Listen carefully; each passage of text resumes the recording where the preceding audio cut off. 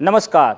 आज हमारे बीच मौजूद है एक ऐसी शख्सियत जो राजनीति को न केवल राजनीतिक दृष्टिकोण से देखते हैं बल्कि मानवीय और वैज्ञानिक दृष्टिकोण से परखते और उसे समझते भी है। अम्बेडकराइट पार्टी ऑफ इंडिया के नेशनल प्रेसिडेंट और कॉस्मो ह्यूमनिज्म के संशोधक व प्रवर्तक धीमान विजय मानकर साहब। आज के इस पॉडकास्ट इंटरव्यू में हम समझेंगे कि एआई तकनीक के इस दौर में भारत कहाँ खड़ा है। 2047 का विकसित भारत क्या समावेशी भारत होगा या फिर नहीं, और भारत में चुनावी व्यवस्था को बदलने की क्यों नितांत आवश्यकता है। विजय मानकर साहब, आपका बहुत बहुत स्वागत है।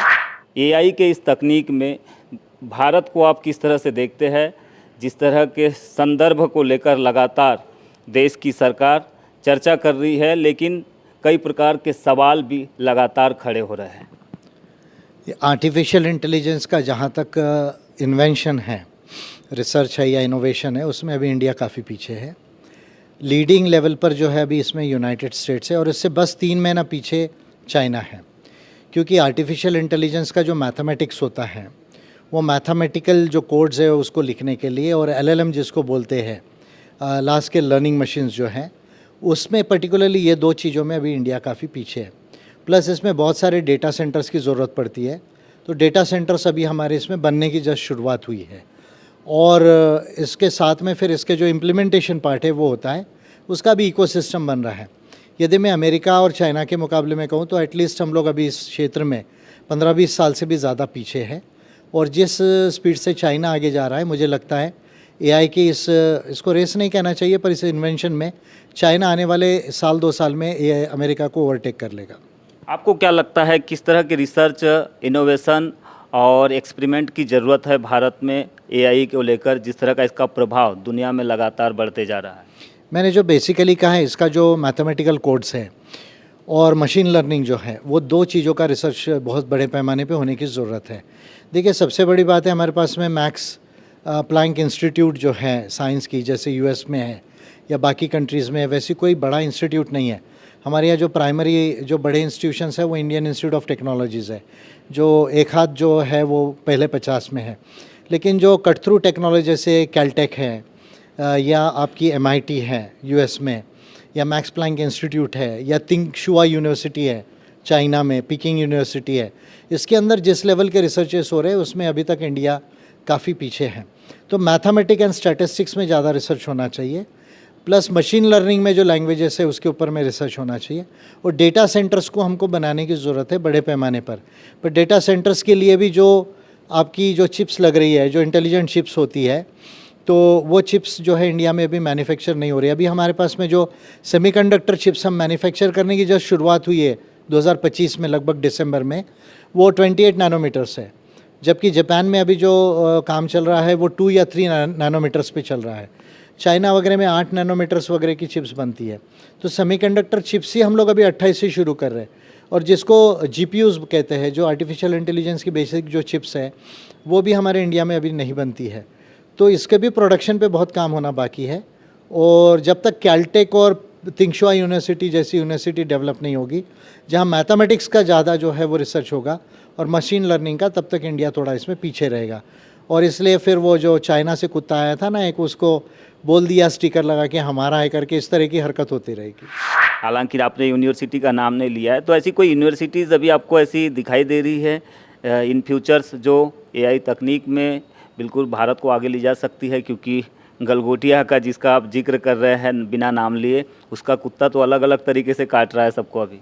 नहीं, उसका कुत्ता तो काटेगा ही नहीं। अभी इंडिया में ऐसी कोई यूनिवर्सिटी नहीं, लेकिन इंडिया के साइंटिस्ट और मैथमेटिशियंस का भी ब्रेन बहुत अच्छा है, ऐसा नहीं कि नहीं है। पर उनको जिस तरह का रिसर्च का देखिए, आर&डी के ऊपर में हम आधा 1% भी नहीं स्पेंड कर रहे। चाइना जैसी कंट्रीज़ है, जर्मनी, जापान जैसी जो कंट्रीज़ है, वो 4 से 6% रिसर्च एंड डेवलपमेंट पे खर्चा करती है। तो पहली बात तो आपको आर&डी पे ज़्यादा खर्चा करना पड़ेगा, और प्योरली साइंस के एंड टेक्नोलॉजी के आर&डी पे ज़्यादा खर्चा करना पड़ेगा। मैं कल जो है प्रधानमंत्री जी का rising Bharat summit, Bharat rising summit, ऐसे डेवलप्ड इंडिया वगैरह के समिट का उनका स्पीच में पढ़ रहा था। I was totally disappointed. ये व्यक्ति को अभी भी ये नहीं मालूम कि विकसित इंडिया होता क्या है। उसके लिए क्या करने की ज़रूरत होती है। मैं प्रधानमंत्री मोदी जी की बात कर रहा हूँ। मोदी जी को ये नहीं मालूम कि उसके लिए किस तरह के एजुकेशन की ज़रूरत है, किस तरह के इंस्टीट्यूशंस की ज़रूरत है, किस तरह के साइंस की प्रमोशन की ज़रूरत है, साइंटिफिक सोसाइटी को कैसे बनाया जाता है। उसके बाद में आपका जीडीपी ट्रिलियन डॉलर्स में कितना होगा, आपका पर कैपिटा इनकम कितना होगा ट्रिलियन डॉलर्स में, आपकी नेटवर्थ हर परिवार की क्या होगी या हर व्यक्ति की क्या होगी। This man does not knows कि विकसित भारत के टारगेट क्या है, पैरामीटर्स क्या है, लेकिन भाषण तो बड़े बड़े दे देते हैं और वन साइड मोनोलॉग है। भाषण भी क्या, हमारे जैसे लोगों से कभी डायलॉग करने आएंगे नहीं प्रधानमंत्री, अगर आएंगे तो एक्सपोज हो जाएंगे। तो we are still very behind, लेकिन अच्छी बात है कम से कम उस दिशा में सोचे। लेकिन यहाँ मैं एक ऐड करना चाहूँगा, धर्म और जाति को लेके आप उसमें नहीं जा सकते। अगर आप धर्म और जाति को, भाषा को, राज्य को, विचारधाराओं को अगर बहुत ज़्यादा इम्पोर्टेंस दे रहे हैं तो आप विकसित इंडिया के तरफ नहीं जा सकते, साइंटिफिक एंड टेक्नोलॉजिकल इंडिया के तरफ नहीं जा सकते। साइंटिफिक और टेक्नोलॉजिकल कंट्री बनने के लिए साइंटिफिक सोसाइटी का बनाना भी ज़रूरी होता है। तो ऐसा नहीं हो सकता कि आप एक तरफ धर्म प्रधान, जाति प्रधान समाज रखो और दूसरी तरफ विज्ञान और प्रौद्योगिकी की बात करो। तो यहाँ मेजर अमेंडमेंट को करने की ज़रूरत है बीजेपी को, या हिंदुत्व का जो थॉट है उन लोगों को मेजर अमेंडमेंट करने की बात है। और बाकी जो लोग हैं उनसे भी मैं कहूँगा कि रिलीजन कल्चर को ज़्यादा इंपॉर्टेंस ना दे, साइंस टेक्नोलॉजी को ज़्यादा इंपॉर्टेंस दे और ऑफकोर्स ह्यूमैनिज्म को ध्यान में रख के करें। धर्म से एक सवाल ख्याल आया कि इस समय देश में जिस प्रकार का सिनारियो दिख रहा है, पर्टिकुलरली मुस्लिमों को, क्रिश्चियनों को और भी बहुत सारी ऐसी कम्युनिटीज़ जो हिंदुइज़्म को नहीं मानती है, उनको टारगेट बनाया जा रहा है। लगातार इसके वीडियोस सोशल मीडिया पर आ रहे हैं। आप इस पूरे परिदृश्य को, इस बदलते हुए भारत में, एक लोकतांत्रिक भारत में इस बदलते परिवेश को आप किस तरह से देखेंगे? क्या इसका समाधान कुछ है देश में? नहीं, समाधान तो है। देखिए, ह्यूमन राइट्स के एरा में, डेमोक्रेसी के एरा में ये करना मैं समझता हूँ एक तरह से पागलपन है। और जो भी कंट्री में ऐसा पागलपन होगा वो कंट्री कभी भी डेवलप नहीं हो सकती पूरी तरह से। देखिए, कोई भी हो, सबसे पहले वो इंसान है, वो हमारे देश का नागरिक है, उसके फंडामेंटल राइट्स है, उसके ह्यूमन राइट्स हमने जो है रिकॉग्नाइज़ किए। यूनाइटेड नेशंस में हमने चार्टर्स और कोवेनेंट्स को जो है वो, और ऑप्शनल प्रोटोकॉल्स को जो है वो साइन किया है। ऐसे में किसी भी रिलीजियस कम्युनिटी के व्यक्ति को परसिक्यूट करना आइडेंटिटी के आधार पर या किसी और तरीके से, वो बिल्कुल जो है वो संयुक्तिक नहीं है। इसके लिए आपने सोल्यूशन पूछा। एक तो जो लोग प्रोग्रेसिव माइंड के लोग हैं, जो ह्यूमन राइट्स को मानते हैं, समझते हैं, उनको बड़े पैमाने पर उसको प्रोपोगेट करने की ज़रूरत है। माइनॉरिटीज़ कम्युनिटीज़ के साथ उनको खड़े रहने की ज़रूरत है। ऑफकोर्स कोई मेजॉरिटेरियन कम्युनिटी से विरोध करने की ज़रूरत नहीं गलत बातों के लिए, वो भी हमारे नागरिक हैं, हमारे भाई हैं। लेकिन जहाँ जहाँ डिस्क्रिमिनेशन हो रहा है, गलत बातें हो रही है, उसके अगेंस्ट में खड़ा होना चाहिए। पहली बात, वो पॉलिटिकल पार्टीज़ को इस पर ज़्यादा आवाज़ उठाना चाहिए, पहली बात। दूसरी बात जो है, इसमें जो है मैं बार बार कहते रहा हूँ कि भाई ह्यूमन राइट्स में लॉ ऑफ रिपेरेशन का एक प्रोविज़न है। ये लॉ ऑफ रिपेरेशन का प्रोविज़न को इंडिया में लाने की ज़रूरत है। अगर मान लीजिए कोई भी किसी कम्युनिटी का डिस्क्रिमिनेशन कर रहा है, प्रताड़ना कर रहा है और उससे उसको हार्म हो रहा है, इंजरी हो रही है, तो उसका कॉम्पनसेशन केवल गवर्नमेंट के बजट से नहीं दिया जाना चाहिए।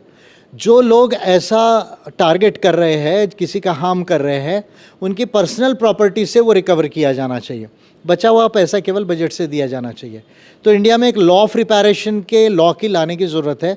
पार्लियामेंट को वेरियस जो डिस्क्रिमिनेशन है इंडिया में, जिसमें एक रिलीजन के आधार पर भी डिस्क्रिमिनेशन है, जाति के आधार पर भी डिस्क्रिमिनेशन है, जेंडर के आधार पर भी डिस्क्रिमिनेशन है, एथनिसिटी के आधार पर भी आदिवासियों के साथ भी भेदभाव होता है। तो ये तमाम तरह के डिस्क्रिमिनेशंस को डिफाइन करके उसमें लॉ ऑफ रिपेरेशन का प्रोविज़न लाना चाहिए। जेल तो एक प्रोविज़न है उसका, लेकिन जेल के अलावा जो है, जिसको नुकसान भरपाई आप हिंदी में कहते हैं, उसका लाने की ज़रूरत है लॉ। 2027 में भारत को ऐसा बताया जा रहा है, दावा किया जा रहा है कि थर्ड लार्जेस्ट इकोनॉमी के तौर पर देखा जाएगा और 2047 तक भारत विकसित हो जाएगा पूर्ण रूप से।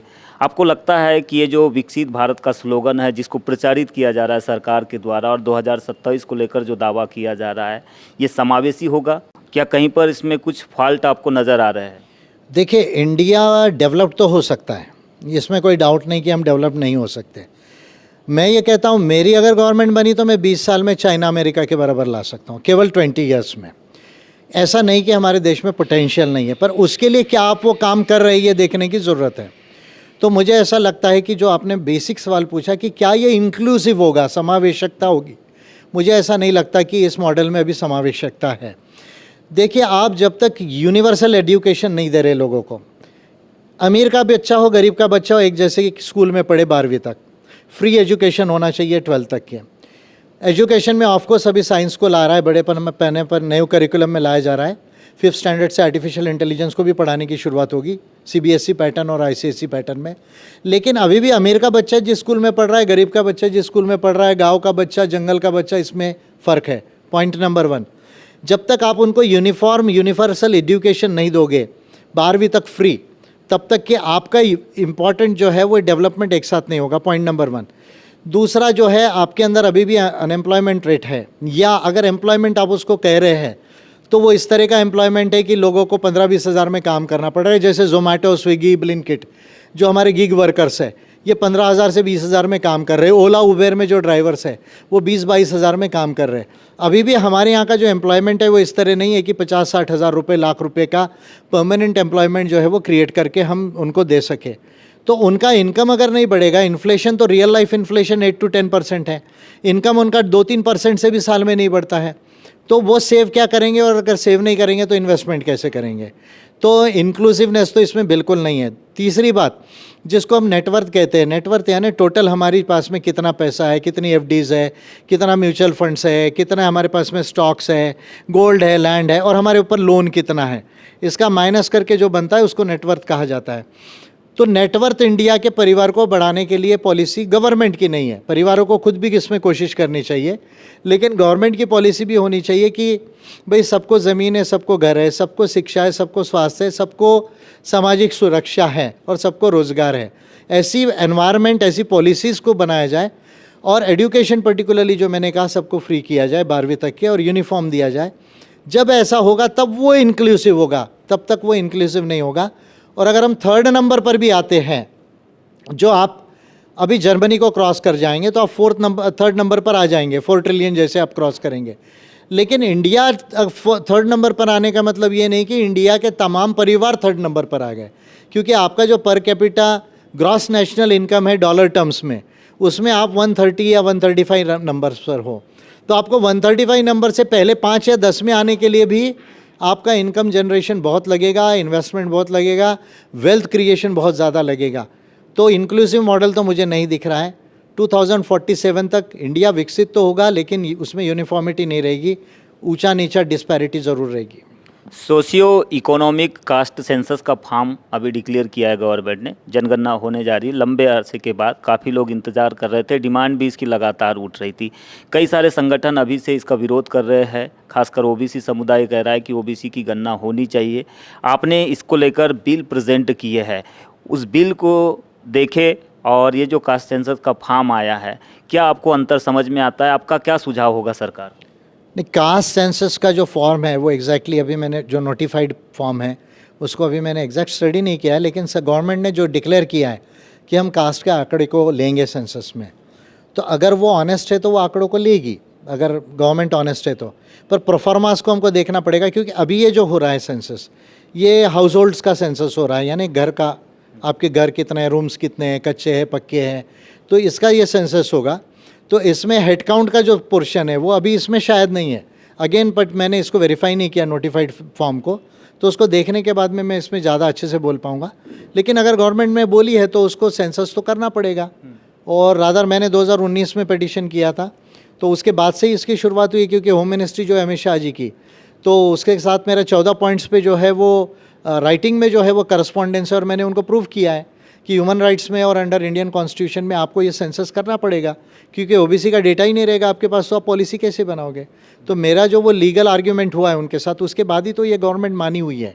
तो कैसा एग्जैक्ट परफॉर्म आएगा, जब आएगा उसको देख के डिटेल में बात करेंगे इस पर। अब सेंसस होगा तो इसका जो विकसित भारत का जो संदर्भ है या फिर वर्तमान का जो बजट आया है, इससे कुछ संबंध रहेगा उसका? अर्थशास्त्रीय दृष्टिकोण से देखें तो किस तरह का संबंध होना चाहिए? देखिए, सबसे पहली इम्पॉर्टेंट बात है, हमने कुछ अपने देश में हिस्टोरिकल इनजस्टिसेस के लिए कुछ पॉलिसीज़ को अडॉप्ट किया, जिसमें एक रिजर्वेशन है। तो सबसे पहली बात तो ये होगा, जैसे आंकड़ा आएगा ओबीसी का, स्टेटिस्टिक्स आएगा, तो ओबीसी के रिजर्वेशन को बढ़ाने का जो एक बहुत डिमांड है उसको बहुत बड़ा जस्टिफाइड एक डेटा मिल जाएगा। दूसरा, हमारे बजट में हम जैसे ट्राइबल सब प्लान का पैसा देते हैं, शेड्यूल्ड कास्ट सब प्लान का पैसा देते हैं, उसी तरह ओबीसी के भी बजट में ओबीसी का भी एलोकेशन होता है। तो वो एलोकेशन को वेरियस सेक्टर्स में बढ़ाने का जो है एक जस्टिफाइबल डेटा आ जाएगा कि भाई ओबीसी कौन से क्षेत्र में कितना पिछड़ा है, एजुकेशन में कितना पिछड़ा है, लैंड में कितना पिछड़ा हुआ है, बिजनेसेस में कितना पिछड़ा हुआ है, साइंस एंड टेक्नोलॉजी के क्षेत्र में कितना पिछड़ा हुआ है, ये तमाम चीज़ों को देख के आ जाएगा। एक इम्पॉर्टेंट बात है जो होना चाहिए, जो मुझे लगता है, पॉलिटिकल रिजर्वेशन फॉर ओबीसीज। जिस तरह से शेड्यूल ट्राइब और शेड्यूल कास्ट की रिजर्व कॉन्स्टिट्यूएंसीज हैं, उस तरह से ओबीसी का भी पॉलिटिकल रिजर्वेशन होना चाहिए। और मैं समझता हूँ ये डेटा आएगा तो उसके बाद में ये पॉलिटिकल रिजर्वेशन ऑफ ओबीसीज पे भी जो है वो काम करने की ज़रूरत है। पॉलिटिकली पार्लियामेंट और असेंबली की सीट्स रिजर्व होना चाहिए। मोदी सरकार कह रही है कि हम गुलामी की निशानियों को मिटा रहे हैं। भारत की चुनावी व्यवस्था जो है, first pass the post system, उसे ब्रिटेन से लिया गया है हमारे संविधान में। सरकार ने अभी लुटियंस की प्रतिमा को हटाने का जिक्र किया। इसके पहले सीआरपीसी, आईपीसी, इन कानूनों को बदलकर बीएनएसएस और बीएसएस जैसे कानूनों में परिवर्तित किया है। आप बार बार क्लेम करते रहते हैं कि भारत की चुनावी व्यवस्था फ्रॉड है, इसमें सुधार की ज़रूरत है। क्या सरकार को नहीं लगता कि first pass the post system अगर उधार की है, ब्रिटेन के द्वारा दी गई व्यवस्था है, हमारे संविधान में ज़रूर है, तो इसको अब समय आ गया है, इसको बदला जाए? आपके अनुसार, आपके दृष्टिकोण से क्या लगता है, इसको बदलना कितना ज़रूरी है, कितनी नितांत ज़रूरत है इसकी? नहीं, वो ये जो कह रहे हैं कि हमने जो ब्रिटेन से जो कॉलोनियलिज्म था उसकी जो निशानियाँ है उसको हम चेंज कर रहे हैं। पार्लियामेंट में भी बहुत सारे सिंबल्स को चेंज किए, नाम बदल रहे हैं। जैसे राजभवन से लोक भवन भी किया गया है, गवर्नर्स बंगलो बोला जाता था ना, इसको गवर्नर्स हाउस, वहाँ से ये किया है। तो आपका सवाल बड़ा रिलेवेंट है कि जो इंडिया की जो सबसे बड़ी डेमोक्रेसी में जो डिफेक्ट है वो है चुनावी व्यवस्था, जिसको मैं first pass the post system हम कहते हैं, कि आपको चुन के आने के लिए केवल एक वोट ज़्यादा की ज़रूरत है। मान लीजिए लोकसभा का इलेक्शन है, आपको 5 लाख वोट मिलता है, लेकिन वो 51% वोट नहीं है। आपके अपोनेंट को 5 लाख 1 वोट मिलता है, वो भी 51% नहीं है। तो लेकिन जिसको 1 वोट ज़्यादा मिलता है वो पार्लियामेंट जाता है, दूसरे को घर बैठना पड़ता है। यानी हमारे देश में एवरेज वोट 35-40% वोट लेकर जो है वो MP MLA बनता है। तो ये तो डेमोक्रेसी का रूल नहीं है। डेमोक्रेसी का पहला रूल है कि 51% वोट होना चाहिए। तो ये जो लोग कह रहे हैं कि भाई हम कॉलोनियलिज्म की जितने सिम्बॉल्स हैं उसको हम लोग जो है वो मिटा रहे हैं, तो फिर first pass the post system को भी चेंज करना चाहिए और प्रोपोर्शनल रिप्रेजेंटेशन सिस्टम को लाने की ज़रूरत है, जिसमें जो है 99.99% वोटर्स जो है, जो पार्टी जो है ओपन लिस्ट में जो कैंडिडेट देगी उसमें जो है अगर आपको 99.99% जो वोट है, यानी सपोज़ कट ऑफ लिमिट आप 0.15% वोट का डालते हैं, यानी मान लीजिए आज के तारीख में लोकसभा के चुनाव में 10-12 लाख वोट किसी पार्टी को यदि मिल जाए, सपोज़ API को 10-12 लाख वोट मिल जाए, तो उसका एक MP कम से कम जाएगा लोकसभा के अंदर। तो वो सिस्टम को लाना चाहिए। तो अगर मोदी गवर्नमेंट को लगता है कि तमाम जो कॉलोनियलिज्म की निशानियां हैं उसको जो है हम मिटाना चाहते हैं, तो फिर प्रोपोर्शनल रिप्रेजेंटेशन सिस्टम को लाने में क्या हर्ज है, उनको लाना चाहिए। हाल ही में हुए चुनाव के जरिए अगर हम समझना चाहें किस तरह का फ्रॉड हुआ है, तो एक हाथ कोई चुनाव जिसको आपने वैल्यूएशन किया होगा, जिसको समझा होगा, जो प्रोपोर्शनल रिप्रेजेंटेटिव सिस्टम है और APTP सिस्टम, इसके बीच काफ़ी खाई को दर्शाता है। देखिए, कोई भी चुनाव आप लीजिए, लोकसभा का लीजिए या आप विधानसभा का भी लीजिए, अभी भी विधानसभा में जो चुनाव हुआ ना उसमें बीजेपी पूरे NDA का जो वोट है वो अभी भी 51% वोट नहीं है, लेकिन उनकी सीटें 60% से ज़्यादा आई हुई है। बिहार में लेजिस्लेटिव असेंबली का इलेक्शन की बात कर रहा हूँ, 40% 45% के बीच में उनको वोट है, including Nitish Kumar and all, जो पासवान जी के लड़के वगैरह थे, सब मिला के बीजेपी को, लेकिन सीटें 60% से ज़्यादा हैं। अगर आपको 51% वोट नहीं है, इसका मतलब बिहार में मुझे लगता है कितना सीट्स है, अभी मुझे एग्जैक्ट नहीं, 240 कुछ नहीं, एग्जैक्ट सीट्स मैं बोल नहीं पाऊँगा उसमें, पर 51% सीट्स जो आपको लगती है गवर्नमेंट बनाने के लिए, तो वोट भी 51% होना चाहिए। वो है नहीं NDA को, लेकिन सीट उनको 60-65% आ रही है। ठीक, आप लोकसभा का भी देख लीजिए, तो लोकसभा के अंदर में भी बीजेपी को जितना परसेंट वोट है वो वोट मुझे लगता है 30%, 31-32% के आसपास है, लेकिन उसकी सीट्स आप कैलकुलेट कर लीजिए। अगर आप रफली 30% सीट्स कैलकुलेट करते हैं तो 5 3 15, 160, 165, 170 मैक्स टू मैक्स 175 सीट्स होनी चाहिए थी बीजेपी को, लेकिन उसको 240 सीट्स आई है लोकसभा के अंदर में, 240 या 243 आई हुई है। तो ये दर्शाता है कि आपको कम परसेंट वोट में भी ज़्यादा जो है वो सीटें आती है। तो ये तो डिस्प्रपोर्शनेटली आपको जो है सीटें देता है पार्लियामेंट में और असेंबलीज़ में। और जो पार्टीज़ को, जैसे मान लीजिए कि किसी को 1-2-5% वोट मिला है, लेकिन उसको एक सीट में इतना वोट नहीं मिला कि वो जो है वो चुन कर आ सके, तो उसका एक भी एमएल एमपी नहीं होता है। तो इससे क्या होता है कि सारे लोगों का, छोटी पार्टीज़ का, माइनॉरिटीज़ का, गरीब लोगों का रिप्रेजेंटेशन जो है डेमोक्रेसी में जो होना चाहिए वो नहीं हो पाता है। तो इसलिए प्रोपोर्शनल रिप्रेजेंटेशन सिस्टम जो दुनिया के 102 कंट्रीज़ में PR system and mixed electoral system है, जैसे जापान का मैं बताता हूँ आपको। जापान में लगभग 38% सीट्स पीआर में है, 38% सीट्स, रफली 40% सीट्स प्रोपोर्शनल रिप्रेजेंटेशन सिस्टम में है जापान में। क्योंकि जापान में भी उन्होंने इस चीज़ को देखा था कि भाई बहुत ज़्यादा अमीर लोग जो है इसमें जा रहे हैं, मेजर पार्टी से जा रहे हैं, छोटी जो कम्युनिटीज़ है, छोटी पार्टीज़ है, उसमें नहीं जा पा रही, तो उन्होंने उस सिस्टम में पीआर सिस्टम लाया। और अभी जापान में 40% सीट्स लगभग जो है वो पीआर सिस्टम की ओपन लिस्ट से जाती है, जिसमें सभी को मौका मिलता है। तो ऐसा इंडिया में होना चाहिए। जब तक इंडिया में ऐसा नहीं होगा, ये जो डेमोक्रेसी हम कह रहे हैं, ये डेमोक्रेसी है ही नहीं, क्योंकि इसमें फर्स्ट रूल ऑफ डेमोक्रेसी 51% का भी नहीं है, और जो अल्टीमेट रूल है डेमोक्रेसी का, प्रोपोर्शनैलिटी का, 99.99% का, वो तो बिल्कुल भी नहीं है इंडिया में। भारत में चुनावी चंदे में बिल्कुल भी पारदर्शिता दिखाई नहीं दे रही है। जिस पार्टी के पास सबसे ज़्यादा चंदा जा रहा है वो उसका बेजा इस्तेमाल कर रही है चुनाव में।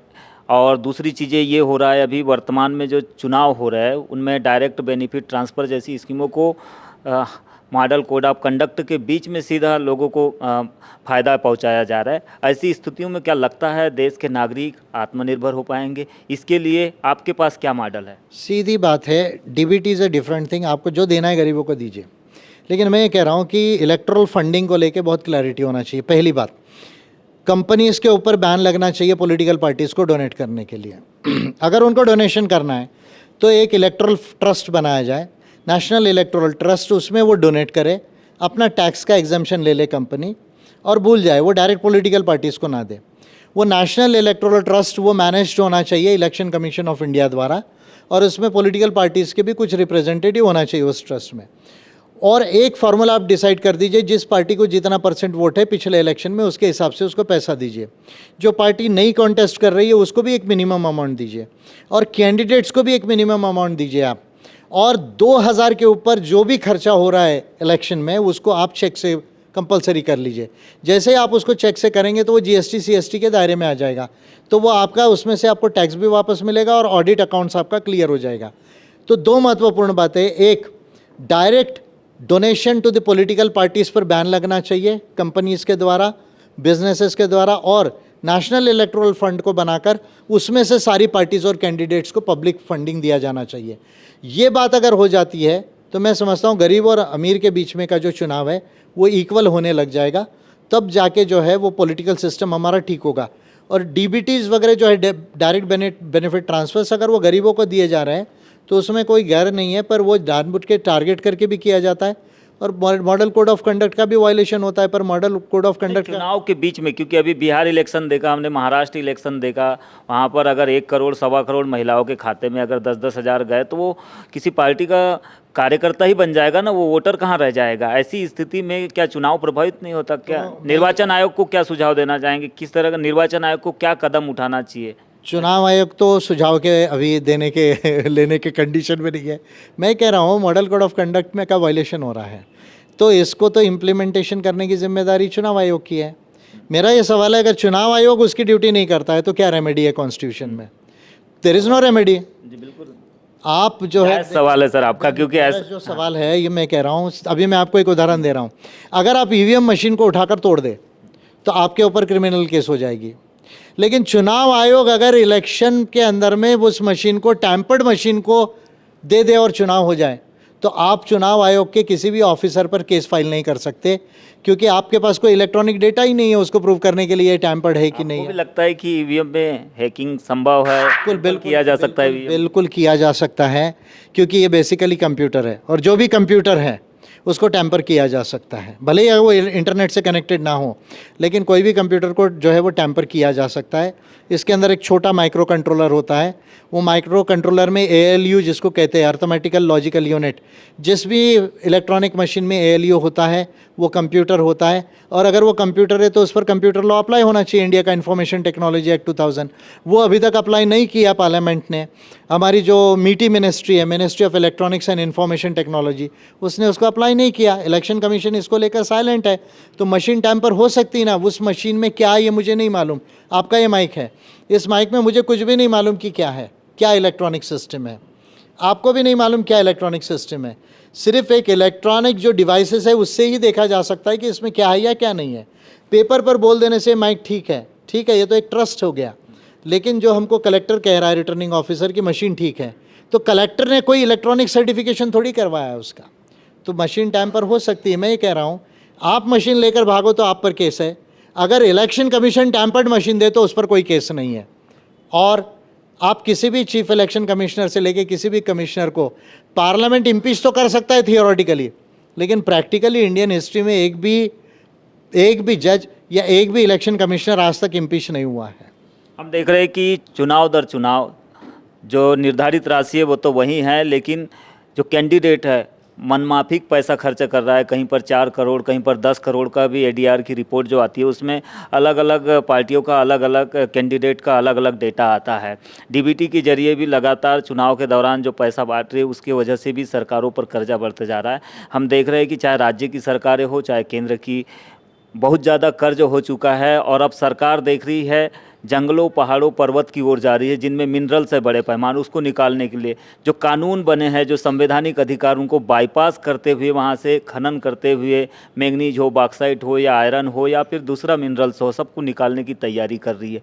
ये कितना आपको लगता है कि किस तरह से सरकार को इसमें बाइंड किया जा सकता है? क्या इसका प्रोविजंस है? क्योंकि लगातार आरोप प्रत्यारोप आंदोलनों से सरकार रुक नहीं रही है। डंडे के जोर पर भी सरकार उत्खनन के जरिए उद्योगपतियों को, माइनिंग कंपनियों को लाभ पहुंचाने की कोशिश कर रही है। देखिए, डेवलपमेंट तो होना ही चाहिए, डेवलपमेंट की ज़रूरत है, लेकिन उसके लिए आप अगर शेड्यूल्ड एरिया में, पर्टिकुलरली मैं कह रहा हूँ आदिवासियों के एरिया में जाके, वहाँ पर अगर आप खनिजों को ले रहे हैं, माइंस ओपन कर रहे हैं, कंपनीज़ को ओपन कर रहे हैं, और अगर आदिवासियों की ग्राम सभाओं का आप परमिशन नहीं ले रहे, आदिवासियों की ग्राम सभाओं को आप नहीं पूछ रहे कि क्या कैसा डेवलपमेंट होना चाहिए, और अगर वो आप आदिवासियों की ग्राम सभा अगर आपको परमिशन देना भी चाहती है तो आदिवासियों को आप ज़मीन के एवज़ में ज़मीन और मिडिल मैनेजमेंट में कंपनी और शेयर होल्डर नहीं बना रहे आदिवासियों को अगर 2-4-5% का, तो मैं समझता हूँ कि ये तो आदिवासियों के साथ में बहुत बड़ा छलावा है, बहुत बड़ा शोषण है आदिवासियों के साथ में।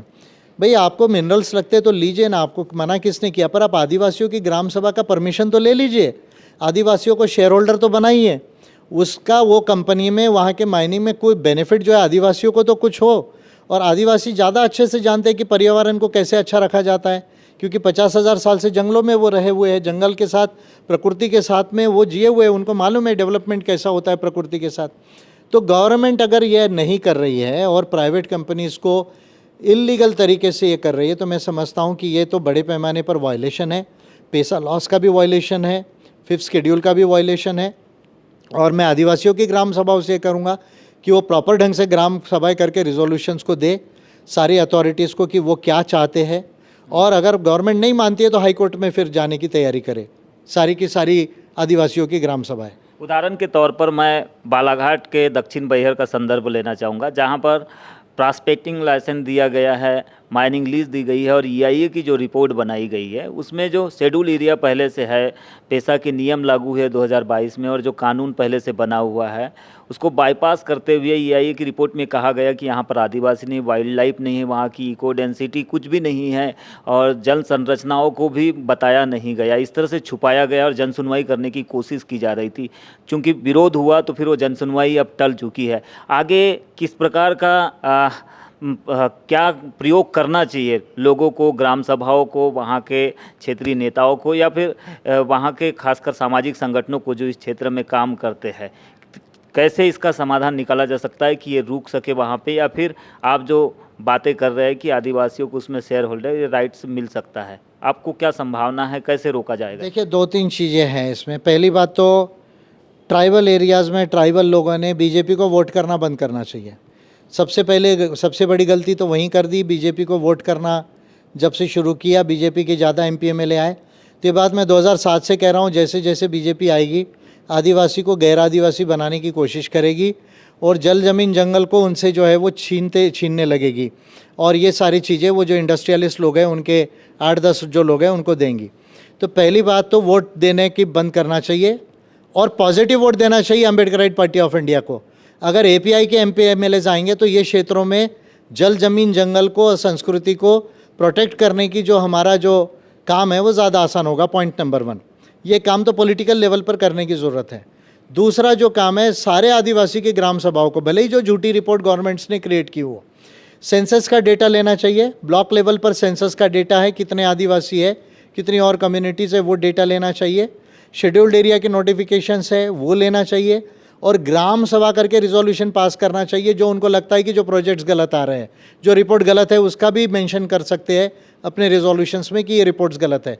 और वो तमाम चीज़ों को जो शेड्यूल्ड ट्राइब कमीशन है उसको देना चाहिए, जो कलेक्टर है उसको देना चाहिए, गवर्नमेंट को और देना चाहिए, और प्रेस को भी देना चाहिए इस बात को रिलीज़ करने के लिए कि भाई ये जो गवर्नमेंट की रिपोर्ट है वो किस तरह से गलत है। ये शेड्यूल्ड एरिया है, आदिवासियों का इतना पॉपुलेशन है, ये नोटिफाइड एरिया है शेड्यूल्ड जो तौर पर, और यहाँ पर जो है ये चीज़ें जो कह रहे हैं ये रिपोर्ट से गलत है। हमारे पास में ये प्रोजेक्ट्स में ऐसा ऐसा हम इसका विरोध करते हैं, या ये प्रोजेक्ट्स होना है तो ये टर्म्स एंड कंडीशन पे होना चाहिए, जिसमें पर्टिकुलरली हमको ज़मीन के एवज में ज़मीन, पॉइंट नंबर 1, मिडिल मैनेजमेंट में हमको जो है वो नौकरी, और तीसरा हमको शेयर होल्डिंग राइट देना चाहिए उसके अंदर में। ये रिजोल्यूशंस पास करना चाहिए आदिवासियों के ग्राम सभाओं ने, और पॉलिटिकल लेवल पे एपीआई को वोट देना चाहिए, ये मैं कहना चाहूँगा। हाल ही में जेफरी एपिस्टीन की फाइल सार्वजनिक हुई, जिसमें कई भारतीय राजनेताओं के नाम और उद्योगपतियों के नाम सार्वजनिक हुए कहा जा रहा है। खासकर हरदीप सिंह पुरी का नाम इसमें आया, और मोदी जी के इजराइल दौरे को लेकर भी उसमें कई प्रकार के मीम्स और उसको जोड़ा गया गॉसिप। तो इस वैश्विक छवि से इसको जोड़ा जा रहा है, बीजेपी के द्वारा वैश्विक छवि को धूमिल करने का प्रयास बताया जा रहा है। लेकिन क्या सरकार को श्वेत पत्र लाना चाहिए इस मसले पर? क्या करना चाहिए आपके नज़र? श्वेत पत्र लाना चाहिए, और अगर आप खुद गलत दूसरों को कह रहे हैं, नंगी राजनीति कर रहे हैं, भाई आपका नाम निकल रहा है तो कहीं ना कहीं आपकी जो वैचारिक नग्नता है, तो वैचारिक और कृति की नग्नता है वो भी उसमें दिखती है। और आपको सीखना चाहिए। ब्रिटेन में आपको देखे कि रॉयल फैमिली के जो ब्रदर थे उनके जो है उनको जो है अरेस्ट करके लेकर गई पुलिस, ये एफेस्टिन फाइल्स की वजह से।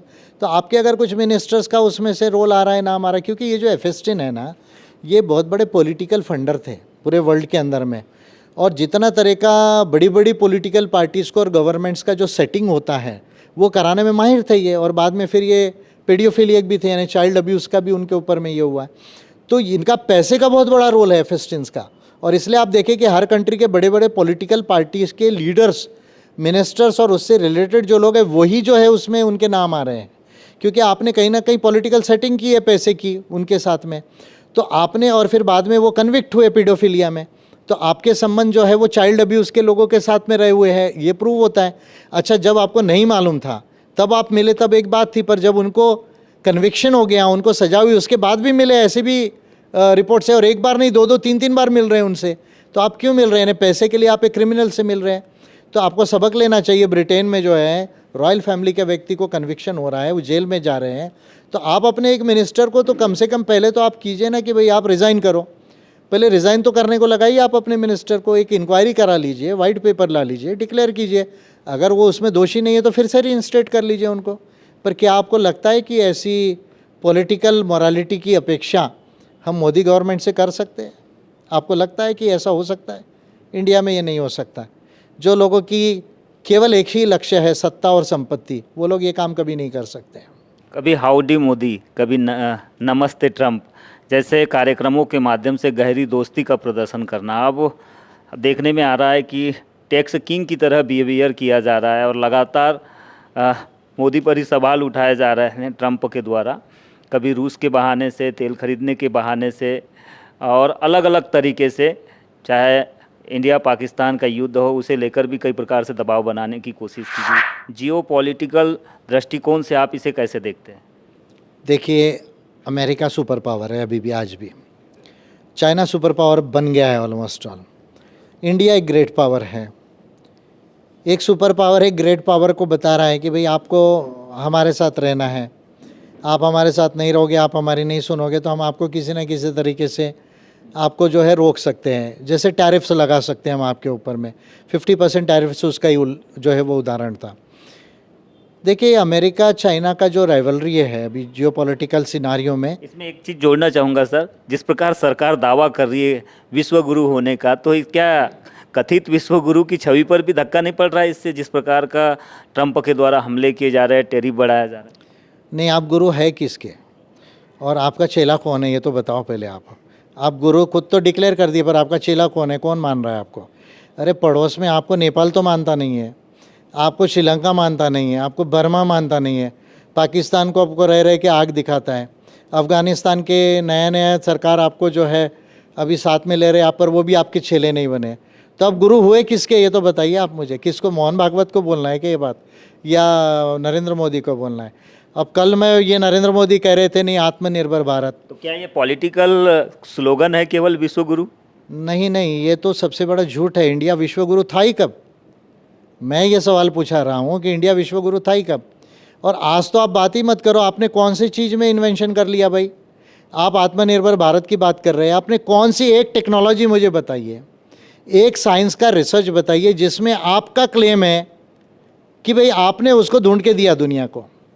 कोई भी फिजिक्स में बताइए, मैथमेटिक्स में बताइए, आप मेडिकल साइंस में बताइए, आप मिसाइल टेक्नोलॉजी में बताइए, आप कृषि में बता दीजिए, कोई भी एक ऐसा रिसर्च बताइए जिस पे आप क्लेम कर सको कि दुनिया में ये हमारा इन्वेंशन है और हम ये दुनिया को खोज के दे रहे हैं।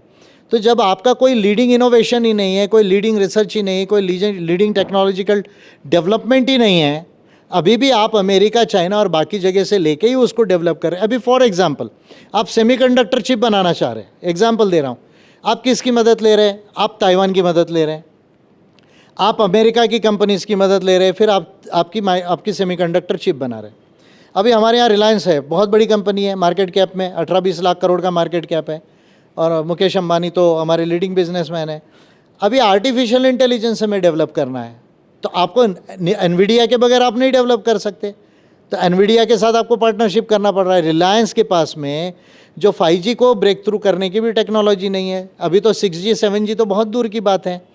तो आप विश्वगुरु हो किस चीज़ में, पहले ये तो आप मुझे बताइए। जब आपने कोई इन्वेंशन ही नहीं किया, रिसर्च ही नहीं किया, तो आप गुरु कैसे हो गए? और आपका चेला कौन हो? बीजेपी के मंत्री हो या फिर मुख्यमंत्री हो, पूर्व मुख्यमंत्री, दावा तो कर रहे हैं लगातार। जैसे उदाहरण के तौर पर त्रिपुरा के मुख्यमंत्री विप्लव देव कहते हैं कि हमने महाभारत काल से इंटरनेट का प्रयोग शुरू कर दिया था, या फिर पुष्पक विमान का जिक्र किया जाता है। इस तरह के धार्मिक स्क्रिप्चर से बातों को बताकर लोगों को जिस तरह से बताया जा रहा है, इसको किस तरह से देखते हैं, जिस प्रकार से बताया जाता है इन बातों को? देखिए पहली बात तो इन्वेंशन की जगह, शोध की जगह, R&D की जगह इन बातों को प्रोपोगेट करना, प्रचारित करना, आप इसको क्या कहेंगे? पहली बात तो मैं किसी रिलीजन पे कोई बात नहीं करूँगा, क्योंकि रिलीजन काल्पनिक होता है और माइथोलॉजी और रियलिटी में फ़र्क होता है। एक होती है मिथोलॉजी, मिथक, और दूसरी होती है रियलिटी।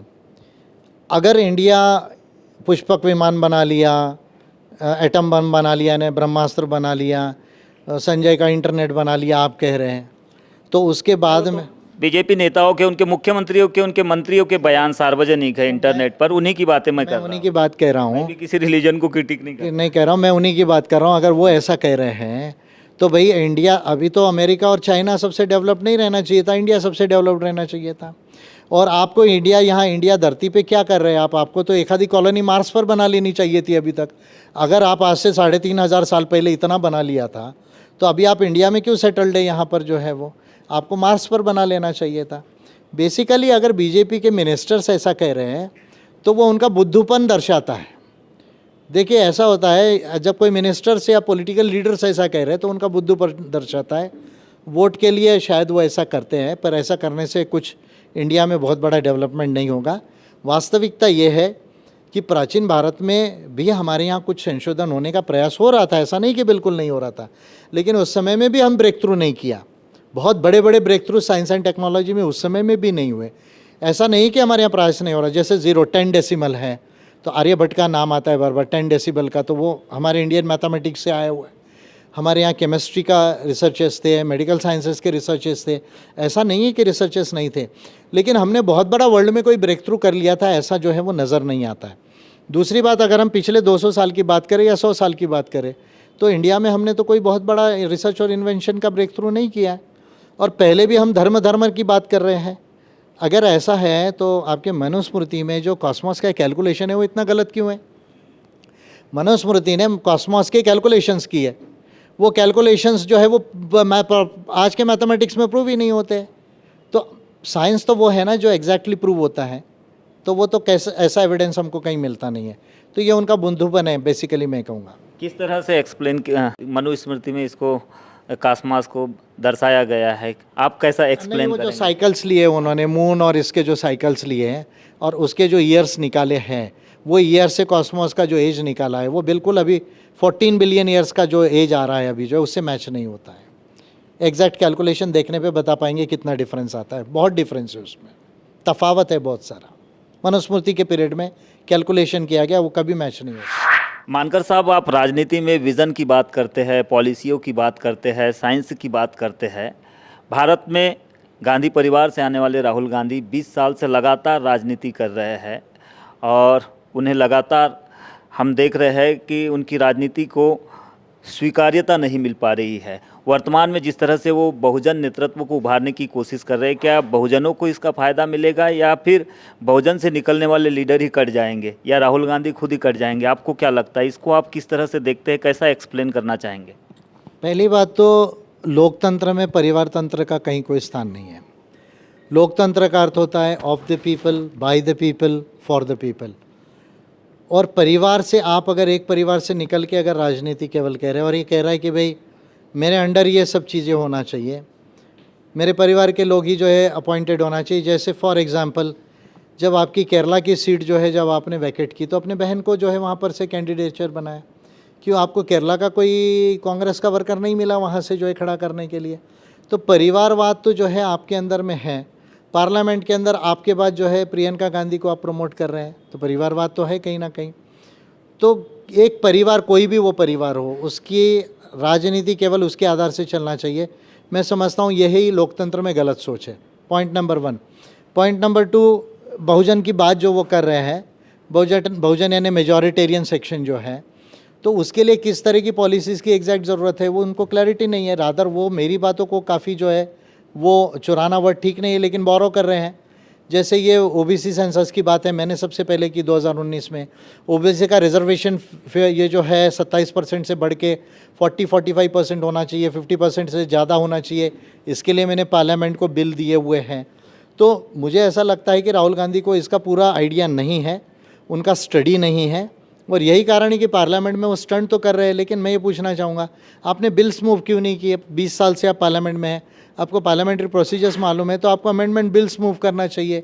जो पार्लियामेंट्री कमेटीज़ है उसमें काम करके कॉन्क्रीट पॉलिसी के जो है वो व्यूज़ देना चाहिए। तो राहुल गांधी जी का ऐसा जो है वो कहीं पर जो अप्रोच जो है वो नज़र नहीं आता। और वो इंडिया को कहाँ देखना चाहते हैं, कैसे देखना चाहते हैं, उसकी पॉलिसी क्या है उनके पास में, इसको लेकर क्लैरिटी नहीं है। तो मुझे ऐसा नहीं लगता कि इसका फ़ायदा बहुजनों को भी नहीं होगा और कांग्रेस को भी इसका बहुत ज़्यादा फ़ायदा नहीं होगा। एक चीज़ हम देखते हैं कि राहुल गांधी जब भी विदेश दौरों पर जाते हैं तो अक्सर भारतीय लोकतंत्र पर चर्चा करते हैं। बीजेपी इसे देशद्रोह से जोड़ देती है। तो क्या राहुल गांधी कोई राजनीतिक तौर पर कोई कूटनीति चल रहे हैं? आप वैश्विक बातों को मंच पर लाते हैं, तो आप इसको किस तरह से देखेंगे? देखिए, राहुल गांधी अगर डेमोक्रेसी को लेकर सही में सीरियस है ना, और तो वो उनको इंडिया में या इंडिया के बाहर जाके एक दो काम करना चाहिए। एक तो पहले जो ये प्रोपोर्शनल रिप्रेजेंटेशन सिस्टम को लाने की बात करना चाहिए। दूसरा, पब्लिक फंडिंग के ऊपर जो मैंने बात की इस पॉडकास्ट में आपसे, कि कंपनीज़ को बैन करो और एक नेशनल इलेक्टोरल फंड बनाओ और उससे जो है वो सारी पार्टीज़ और कैंडिडेट्स को फंडिंग करो, ये करना चाहिए। राहुल गांधी को ईवीएम को रिमूव करने के लिए पार्लियामेंट में बिल मूव करना चाहिए, amendment bill to the representation of people's act 1951 and rules 1961, ये बिल मूव करना चाहिए। इंडियन डेमोक्रेसी तो तब ठीक होगी ना जब यहाँ का इलेक्टोरल सिस्टम ठीक होगा, नहीं तो डेमोक्रेसी क्या है। राहुल गांधी को कॉन्स्टिट्यूशन को अमेंड करने की बात करना चाहिए, जिसमें लॉ बनाने के लिए हमारे कॉन्स्टिट्यूशन में जो 51% एमपीज़ की ज़रूरत नहीं है, वो लाया जाए ताकि हमारे लॉस प्रॉपर बने। यानी 550 अगर हमारे जो है वो एमपीज़ है तो उसमें जो है 272 273 जितना भी मेजॉरिटी होती है उतने एमपीज़ ने एक्चुअली उसको वोट करना चाहिए लॉ बनने के लिए, ये लाना चाहिए। राहुल गांधी अगर इंडियन डेमोक्रेसी को लेकर सीरियस है तो उन्हें ये कहना चाहिए कि जुडिशरी में रिजर्वेशन आए, उसका बिल मूव करना चाहिए। मैंने किया है, अगर मेरा बिल लेकर भी वो मूव कर सकते हैं। अगर राहुल गांधी इंडियन डेमोक्रेसी को लेकर अगर सीरियस है तो जो हमारे जो इलेक्शन कमीशन है वो इलेक्शन कमीशन का अपॉइंटमेंट पार्लियामेंट के द्वारा हो, ये उनको सजेस्ट करना चाहिए कि भाई एक स्क्रूटिनी कमेटी हो including the chief justice and government and the leader of opposition, वो 5 नाम दे और उस 5 नाम से पार्लियामेंट वोट करे और उसको जो है वो फिर वो कमिश्नर बने इलेक्शन के। अगर राहुल गांधी डेमोक्रेसी को लेकर सीरियस है तो इम्पीचमेंट का जो लॉ है जिसमें 100 एमपी और 50 एमपी के जो क्राइटेरिया है उसको रिलैक्स करके रिड्यूस किया जाए। नॉर्मल एमपीज़ 25 एमपीज़ जो है 10 एमपीज़ उसको साइन करके मूव करे और फिर प्रोसीजर हो, ये लाना चाहिए। तब जाके इंडियन डेमोक्रेसी जो है वो सही होगी। अगर इंडियन डेमोक्रेसी को सही करना है तो 5 साल का इलेक्शन 4 साल में हो, ये राहुल गांधी को कहना चाहिए। अगर राहुल गांधी डेमोक्रेसी को ठीक करना चाहते तो 1 कंट्री 1 इलेक्शन बगैर कॉम्प्रिहेंसिव इलेक्टोरल रिफॉर्म्स के ना हो, ये कहना चाहिए। ये बातें तो राहुल गांधी ने कभी नहीं की, तो I don't think he is a Democrat.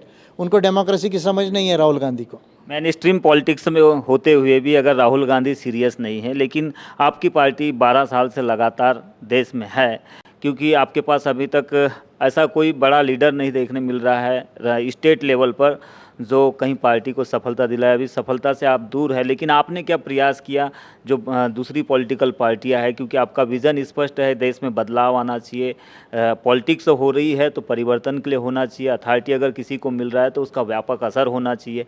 आपने क्या प्रयास किया आपका? देखिए, एक तो हमने 16 बिल दिए पार्लियामेंट को, इसमें पर्टिकुलरली 10 बिल इलेक्टोरल सिस्टम को पूरा ठीक करने के लिए, इस पर मैं बार बार कहते रहा हूँ। दूसरी बात जो है, ये बिल्स के वजह से ही अभी 888 एमपी होंगे देश के अंदर में।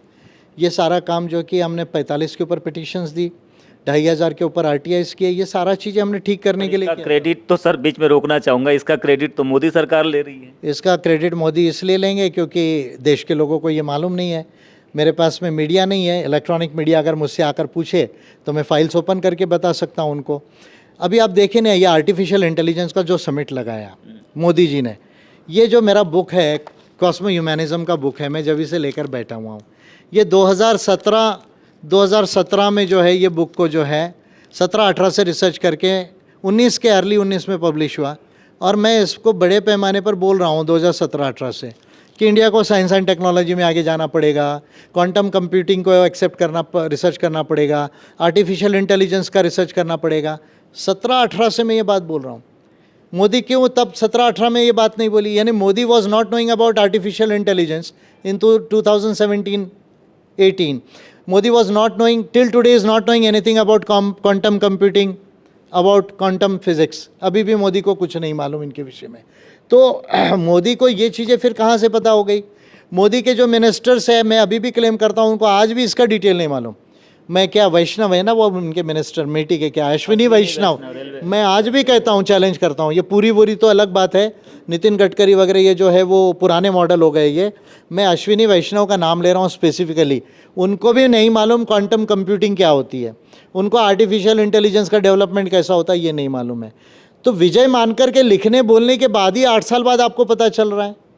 फिर आप महाराष्ट्र के पीयूष गोयल भी है, उनके बारे में? पीयूष गोयल तो उसको जाके मैंने कहा, तब जाके वो अभी अमेरिका से किया है उन्होंने ट्रेड डील जो है।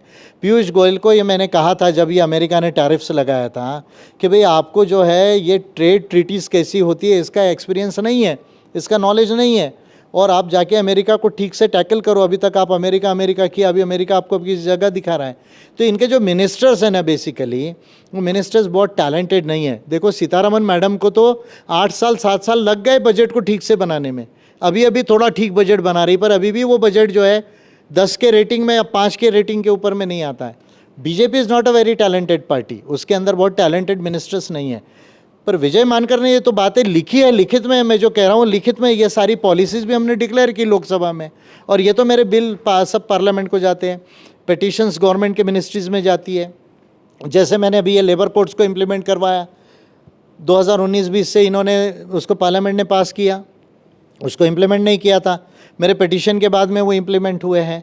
तो भाई जब विजय मानकर जो बात करता है, आपका पार्लियामेंट आपको दो मेरे बिल्स के पहले क्यों नहीं समझ में आई कि बड़ा पार्लियामेंट बनाना पड़ेगा, 888-900 एमपी करना पड़ेगा। तो ये आपको विजय मानकर जब लिखते हैं, विजय मानकर जब आपको बिल देते हैं, पिटीशन देते हैं, विजय मानकर जब अपनी पॉलिसी डिक्लेयर करते हैं, उसको बोलते हैं, उसके बाद ही राहुल गांधी को क्यों पता चलता है, केजरीवाल को क्यों पता चलता है, मोदी को क्यों पता चलता है, उसके पहले क्यों नहीं पता चलता है।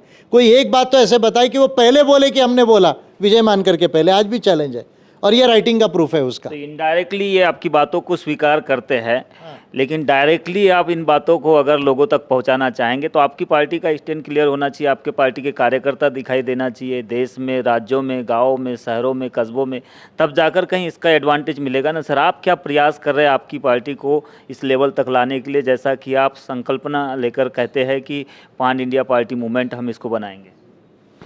नहीं, मैं पार्टी के ज़रूर मैं कहूँगा कि हो सकता है पॉलिटिकल सिनारियों में थोड़ा वीकनेस हो। मैं ये नहीं कहता हूँ कि एपीआई पॉलिटिकल सिनारियों में बाकी पार्टीज़ के कंपैरिजन में बहुत स्ट्रांग हो, लेकिन एक बात तो मैं कहूँगा कि हमारे पार्टी के जो ऑफिस बेरर्स हैं, हमारे पार्टी के जो वर्कर्स हैं, वो मैच्योर्ड है, वो कमिटेड है, वो इन बातों को समझते हैं और वो लोगों को अभी जो है वो पहले भी और अभी ज़्यादा प्रयास करेंगे इन चीज़ों को लोगों तक ले जाने के लिए। और इलेक्शन में भी हम अच्छे से कॉन्टेस्ट करेंगे। 2028 और 29 में जो मेजर इलेक्शंस आ रहे हैं उसको हम बड़े पैमाने पर कॉन्टेस्ट करेंगे और इस बार हम प्रयास करेंगे कि हम इलेक्ट होकर जाए, पार्टी को और ज़्यादा बड़ा करें and we will get success. हमको मालूम है कि हमें सक्सेस मिलेगा, ज़रूर मिलेगा। एपीआई के ऑफिस बेरर्स और वर्कर्स मैच्योर्ड है। आगे बंगाल के चुनाव है, यूपी के चुनाव है और भी दूसरे राज्यों के चुनाव है, इन्हें लेकर आपने पार्टी के जो ऑफिस बेयरर्स है, जो वहाँ के स्टेट हेड है या स्टेट के प्रेसिडेंट है, स्टेट सेक्रेटरीज है, उनको किस तरह के आपने निर्देश दिए हैं? चूँकि नागपुर में आज आपने सेंट्रल सेक्रेटरीट की एक मीटिंग अर्जेंटली बुलाई थी। नहीं, आज का बड़ा मीटिंग था, नेशनल एडमिनिस्ट्रेटिव मीटिंग था पार्टी का और 10-12 राज्यों से यहाँ पर पूरे ऑफिस बेरर्स आए हुए हैं और आने वाले जैसे जो इलेक्शन है बंगाल में, वेस्ट बंगाल में, उसमें हम लोग लिमिटेड वे में कंटेस्ट कर रहे हैं। केरला में हम लोग लिमिटेड वे में कंटेस्ट करेंगे। तमिलनाडु में अभी तो क्लियर नहीं है, लेकिन 2 स्टेट में हम लोग इमीडिएट जो चुनाव आ रहे हैं उसमें कंटेस्ट करेंगे लिमिटेड सीट्स। सरकार यूजीसी को खत्म कर higher education commission of India लाने जा रही है। आरोप है कि इससे सरकार का हस्तक्षेप बढ़ेगा। एक कास्मो ह्यूमनिज्म के प्रवर्तक होने के नाते शिक्षा को लेकर आपका क्या सुझाव होगा? क्या सरकार के दायरे में होना चाहिए, सरकारी तंत्र के दायरे में होना चाहिए, क्या स्वतंत्र वैज्ञानिक होने चाहिए? आपका क्या मत है? देखिए, रेगुलेशन तो रहेगा किसी भी कंट्री में, हायर एजुकेशन में भी पार्लियामेंट का, पॉलिसीज़ का, गवर्नमेंट का रेगुलेशन होता ही है, क्योंकि यूजीसी का जो भी लॉ, नई शिक्षा नीति है तो पार्लियामेंट पास करेगा। पर फ्रीडम होना चाहिए। देखिए, जब तक आप साइंटिफिक फ्रीडम नहीं होगा, थिंकिंग का फ्रीडम नहीं होगा, इंस्टीट्यूशंस को, यूनिवर्सिटीज़ को, क्योंकि ये तो हायर एजुकेशनल जो इंस्टीट्यूशंस होती है उसमें जो है थॉट का फ्रीडम, साइंटिफिक थिंक जो फ्रीडम है, एडमिनिस्ट्रेटिव फ्रीडम अगर नहीं होगा तो आपके साइंटिस्ट उसमें नहीं तैयार हो पाएंगे। अच्छे इकोनॉमिस्ट है, अच्छे फिनेंस के लोग हैं, अच्छे जो है एंथ्रोपोलॉजी के जो स्कॉलर्स है वो तैयार नहीं हो पाएंगे। तो फ्रीडम होना चाहिए और एजुकेशन को साइंस और टेक्नोलॉजी, नॉलेज बेस और ह्यूमैनिटी के आधार पे प्रमोट करना चाहिए। यानी साइंटिफिक एजुकेशन हो, नॉलेज बेस्ड एजुकेशन हो और मानवता को जो प्रमोट करे वो एजुकेशन हो।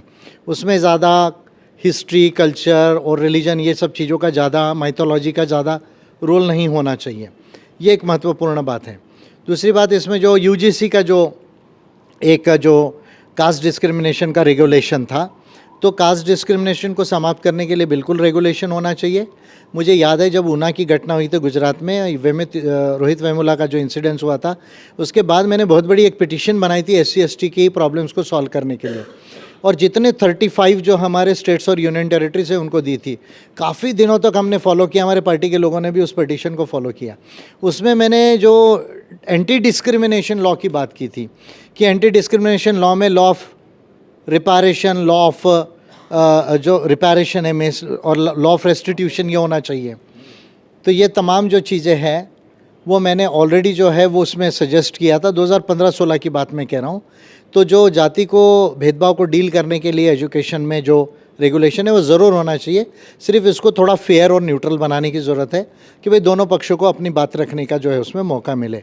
जो जस्टिस एंड फेयरनेस की 2 चीज़ें जो लॉ का बहुत बड़े सिद्धांत है वो उसमें होना चाहिए, सबको अपनी बात रखने का मौका मिले। उसके बाद सही गलत का इन्वेस्टिगेशन होके जिसने भी गलत किया उसके ऊपर में जो है मिनिमम पेनल्टी होना चाहिए और मैक्सिमम भी पेनल्टीज हो सकती है। अंतिम सवाल सर, कॉस्मो ह्यूमनिज्म का सिद्धांत मानव कल्याण के लिए कितना जरूरी है और आपका इस कॉस्मो ह्यूमनिज्म के सिद्धांत को लेकर क्या विजन है जनता के लिए, देश की जनता के लिए, दुनिया की? कॉस्मो ह्यूमनिज्म ये हमारी रियलिटी है। कॉस्मोस यानी पूरी सृष्टि जिसको आप कहते हैं वो है, नेचर और हमारी इंसान की बनाई दुनिया, ये तीनों मिला के कॉस्मो ह्यूमनिज्म का रिसर्च है। अब कॉस्मोस तो एक रियलिटी है, हमारा एग्जिस्टेंस ही कॉस्मोस की वजह से है। फिर हमने अपनी दुनिया बनाई है इंसान ने, उसके अपने लॉज है, जैसे ह्यूमन राइट्स का लॉ है, इकोनॉमिक्स के लॉज है, कंप्यूटर्स के लॉज है। फिर कॉस्मोस के अपने लॉज है, जैसे लॉ ऑफ थर्मोडायनेमिक्स है। तो ये तमाम चीज़ों को, रियलिटीज़ को समझ के साइंस के हिसाब से कॉस्मो ह्यूमनिज्म बनता है। जैसे जैसे इंसान इसको समझेगा वो ज़्यादा मैच्योर्ड होगा, सुजान होगा। और जैसे अभी ये ईरान और इज़राइल और अमेरिका देखिए ना, फिर कॉन्फ्लिक्ट हो रहा है। क्यों हो रहा है? क्योंकि इज़राइल का एक रिलीजियस ओरिएंटेशन है, ईरान का एक रिलीजियस ओरिएंटेशन है, अमेरिका का एक रिलीजियस अपना ओरिएंटेशन है और उसका मिलिट्री जो है इंटरेस्ट है, इकोनॉमिक इंटरेस्ट है। तो जब ये चीज़ें जो हैं, इंसान कॉस्मो ह्यूमनिज्म की बात को समझेगा, साइंस और नेचर को, कॉस्मोस को और वेरियस लॉज को, तो वो ज़्यादा मैच्योर्ड होगा और सारे इंसान का, परिवारों का, कंट्रीज़ का जो अच्छा डेवलपमेंट हो सकता है। झगड़ा कम हो जाएगा दुनिया के अंदर में, ख़त्म तो नहीं होगा पर कम हो सकता है काफ़ी हद तक जो है, और सबका डेवलपमेंट बहुत फास्ट अच्छे ढंग से हो सकता है। तो ये थे धीमान विजय मानकर साहब, जिन्होंने तकनीक से लेकर विज्ञान तक, संविधान से लेकर अर्थव्यवस्था तक और स्टोन एज से लेकर स्पेस साइंस तक सूक्ष्म विश्लेषण किया। उम्मीद करता हूँ कि हमारे दर्शक इसे सुनने के बाद ज़रूर सोचने के लिए मजबूर होंगे।